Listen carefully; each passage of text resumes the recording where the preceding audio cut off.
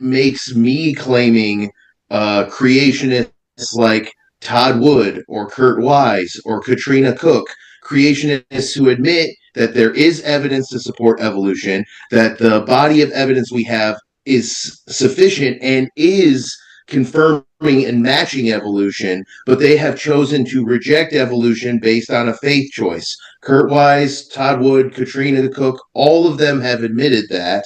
And I actually think that's a more convincing model of creationism because it's honest.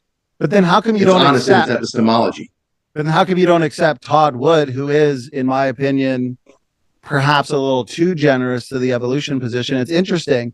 Even someone like him who wouldn't attack evolution aggressively like me, he has done a lot of work in what's called statistical baraminological analyses. And you can watch his talks where he says using statistical analyses, he can actually determine what is and what isn't related. And based on these discontinuities and gaps in his analyses, he has said that he can confidently say or claim that the Australopithecines cluster in their own group, your great apes cluster in their own group, and then extant humans alongside extinct humans like Neanderthals, Heidelbergensis, so on and so forth, cluster in their own with all these gaps and discontinuities. So even him being very generous to the evolutionary position, he goes, runs these analyses, and he discovers, wow, separate ancestry.